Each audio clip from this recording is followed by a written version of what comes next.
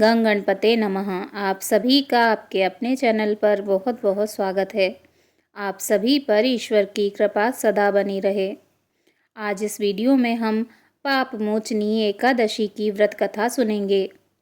शांताकारं भुजंगशयनं पद्मनाभं सुरेशं विश्वाधारं गगनसदृशं मेघवर्णं शुभांगं लक्ष्मीकान्तं कमलनयनं योगिभिर्ध्यानगम्यं वन्दे विष्णु भवभयहरं सर्वलोकैकनाथम। अर्जुन ने भगवान श्री कृष्ण से कहा, हे मधुसूदन, आपने फागुन मास के शुक्ल पक्ष की एकादशी अर्थात आमलकी एकादशी के बारे में विस्तार पूर्वक बताया। चैत्र मास के कृष्ण पक्ष में आने वाली एकादशी का क्या नाम है तथा उसकी विधि क्या है, कृपया करके आप मेरी बढ़ती हुई जिज्ञासा को शांत करें।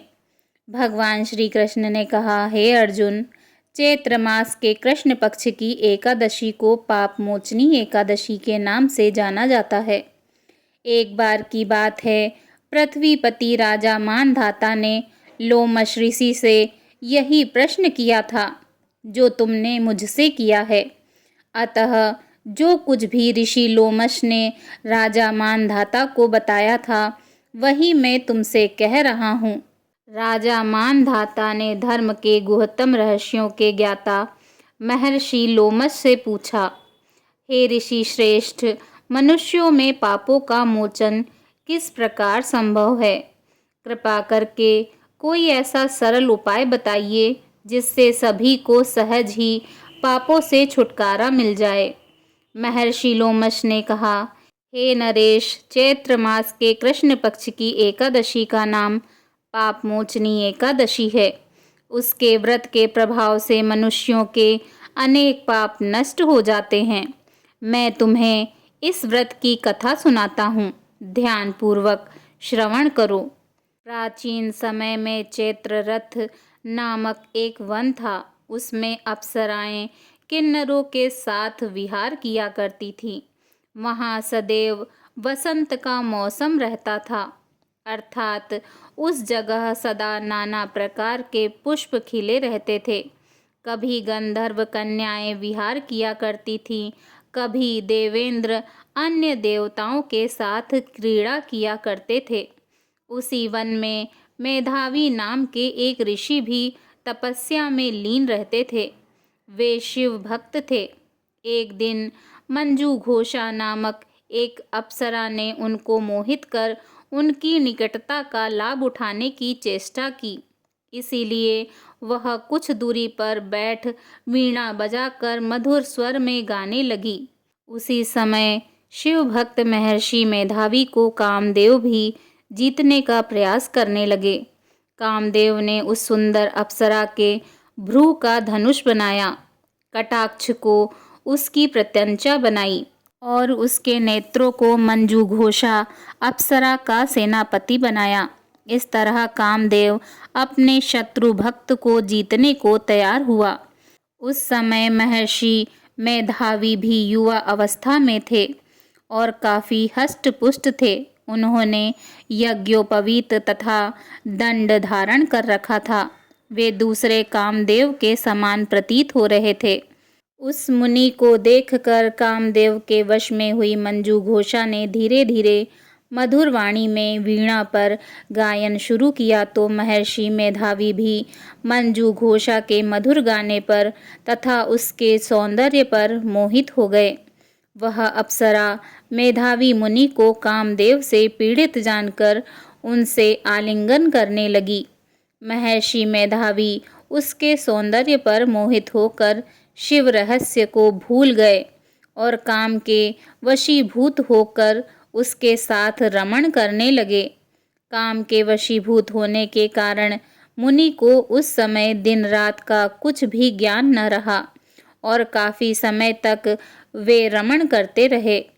तदुपरांत मंजू घोषा उस मुनि से बोली, हे ऋषिवर, अब मुझे बहुत समय हो गया है, अतः स्वर्ग जाने की आज्ञा दीजिए। अप्सरा की बात सुनकर ऋषि ने कहा, हे मोहिनी, संध्या को तो आई हो, प्रातःकाल होने पर चली जाना। ऋषि के ऐसे वचनों को सुनकर अप्सरा उनके साथ रमण करने लगी। इसी प्रकार दोनों ने साथ साथ बहुत समय बिताया। मंजू घोषा ने एक दिन ऋषि से कहा, हे विप्र, अब आप मुझे स्वर्ग जाने की आज्ञा दीजिए। मुनि ने इस बार भी वही कहा, हे रूपसी, अभी ज़्यादा समय व्यतीत नहीं हुआ है, कुछ समय और ठहरो। मुनि की बात सुन अप्सरा ने कहा, हे ऋषिवर, आपकी रात तो बहुत लंबी है। आप स्वयं ही सोचिए कि मुझे आपके पास आए कितना समय हो गया है। अब और ज़्यादा समय तक ठहरना क्या उचित है? अप्सरा की बात सुन मुनि को समय का बोध हुआ और वह गंभीरतापूर्वक विचार करने लगे। जब उन्हें समय का ज्ञान हुआ कि उन्हें रमण करते हुए 57 वर्ष व्यतीत हो चुके हैं, तो उस अप्सरा को वह काल का रूप समझने लगे। इतना ज़्यादा समय भोग विलास में व्यर्थ चला जाने पर उन्हें बड़ा क्रोध आया। अब वह भयंकर क्रोध में जलते हुए उस तप नाश करने वाली अप्सरा की तरफ भ्रकुटी तान कर देखने लगे। क्रोध से उनके अधर कांपने लगे और इंद्रियां बेकाबू होने लगी। क्रोध में थरथराते स्वर में मुनि ने उस अप्सरा से कहा, मेरे तप को नष्ट करने वाली दुष्टा, तू महापापिन और बहुत ही दुराचारणी है। तुझ पर धिक्कार है। अब तू मेरे श्राप से पिशाचनी बन जा। मुनि के क्रोधयुक्त श्राप से वह अप्सरा पिशाचनी बन गई।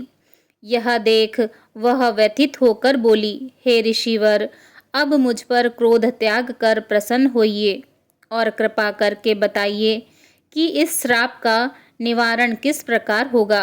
विद्वानों ने कहा है, साधुओं की संगत अच्छा फल देने वाली होती है और आपके साथ तो मेरे बहुत वर्ष व्यतीत हुए हैं, अतः अब आप मुझ पर प्रसन्न हो जाइए, अन्यथा लोग कहेंगे कि एक पुण्य आत्मा के साथ रहने पर मंजू घोषा को पिशाचनी बनना पड़ा।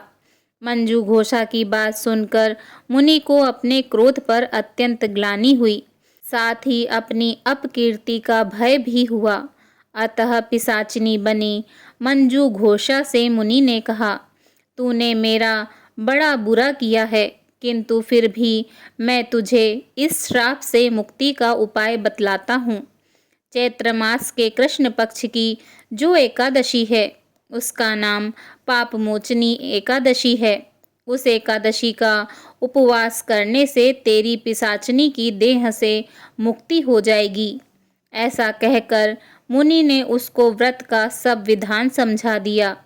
फिर अपने पापों का प्रायश्चित करने के लिए वे अपने पिता च्यवन ऋषि के पास गए।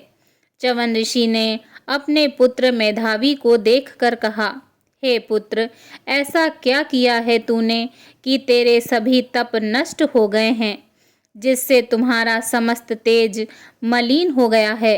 मेधावी मुनि ने लज्जा से अपना सिर झुकाकर कहा, पिताश्री, मैंने एक अप्सरा से रमण करके बहुत बड़ा पाप किया है। इसी पाप के कारण संभवतः मेरा सारा तेज और मेरे तप नष्ट हो गए हैं। कृपा करके आप इस पाप से छूटने का उपाय बतलाइए। ऋषि ने कहा, हे पुत्र, तुम चैत्र माह के कृष्ण पक्ष की पाप मोचनी एकादशी का विधि तथा भक्ति पूर्वक उपवास करो, इससे तुम्हारे सभी पाप नष्ट हो जाएंगे। अब पिता च्यवन ऋषि के वचनों को सुनकर मेधावी मुनि ने पाप मोचनी एकादशी का विधि पूर्वक व्रत किया। उसके प्रभाव से उनके सभी पाप नष्ट हो गए। मंजू घोषा अप्सरा भी पाप मोचनी एकादशी का उपवास करने से पिशाचनी की देह से छूट गई और पुनः अपना सुंदर रूप धारण कर स्वर्ग लोक चली गई। लोमश मुनि ने कहा, हे राजन, इस पाप मोचनी एकादशी के प्रभाव से समस्त पाप नष्ट हो जाते हैं।